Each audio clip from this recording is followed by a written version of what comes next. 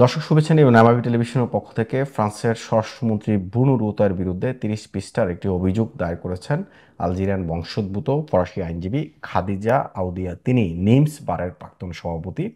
তিনি যে অভিযোগ দায়ের করেছেন সেখানে বলছেন, ফ্রান্সের স্বরাষ্ট্রমন্ত্রী ব্রুনো রুতাইও তিনি মন্ত্রিত্ব পাওয়ার পর থেকে মুসলিমদের বিরুদ্ধে নানান বিদ্বেষমূলক মন্তব্য করছেন, যেটি সমাজে বৈষম্যমূলক এবং ঘৃণা ছড়াচ্ছে। ৩০ পৃষ্ঠার এই অভিযোগে তিনি এগুলো বর্ণনা করেছেন। সাম্প্রতিক সময় আপনারা জানেন যে আলজেরিয়ার সাথে ফ্রান্সের একটি কূটনৈতিক সম্পর্ক খুব খারাপ যাচ্ছে। এটি নতুন মাত্রা যোগ হবে বলে মনে করছেন ফ্রান্সের বিভিন্ন গণমাধ্যমে। এটি নিয়ে সমালোচনা হচ্ছে।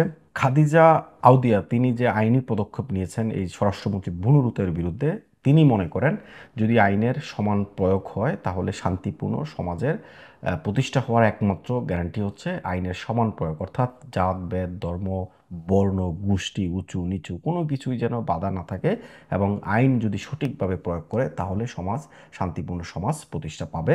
তিনি এটা মনে করেই মূলত তিনি এই অভিযোগ দায়ের করেছেন স্বরাষ্ট্রমন্ত্রী ব্রুনো রুতার বিরুদ্ধে। অর্থাৎ তিনি মনে করেন ব্রুনো রুতাইও যখন মন্ত্রিত্ব পেয়েছেন তারপর থেকে তার যে নানান মন্তব্য সেগুলো মুসলিম বিদ্বেষ এবং সমাজে এগুলো বৈষম্য ছড়াচ্ছে, ঘৃণা ছড়াচ্ছে।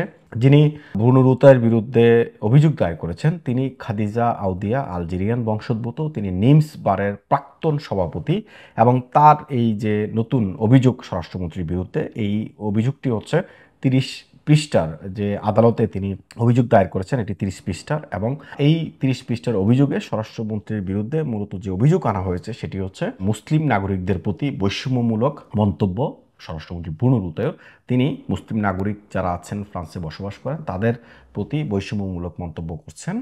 এই ফ্রান্সের স্বরাষ্ট্রমন্ত্রী ব্রুনো রুতাইও তিনি মন্ত্রিত্ব পাওয়ার পর থেকে তিনি এই ধরনের মন্তব্য করেছেন। এই অভিযোগটা মূলত আনা হয়েছে তার বিরুদ্ধে এবং সামনের দিনগুলোতে দেখা যাবে যে ব্রুনো রুতাইয়ের বিরুদ্ধে আদালত কী ধরনের ভূমিকা নেয়। এবং খাদিজা আউদিয়া তিনি যে কারণে এই অভিযোগ দায়ের করেছেন, তিনি যেটা মনে করেন যে সমাজে শান্তি প্রতিষ্ঠা করতে হলে আইনের যে সমান প্রয়োগ, সেই সমান প্রয়োগই একমাত্র পারে যে সমাজে শান্তি প্রতিষ্ঠা করতে। সত্যিকারের অর্থে আদালত এখন কি সিদ্ধান্ত নেয় এবং ব্রুনো রুতাইওকে কী ধরনের সিদ্ধান্তে উপনীত করতে পারে সেটাই সামনে হয়তোবা আমরা দেখতে পাবো।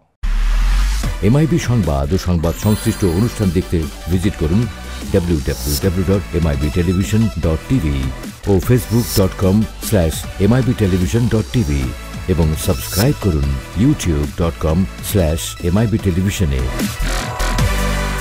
এমআইবি টেলিভিশন, সত্য খবর, সঠিক খবর।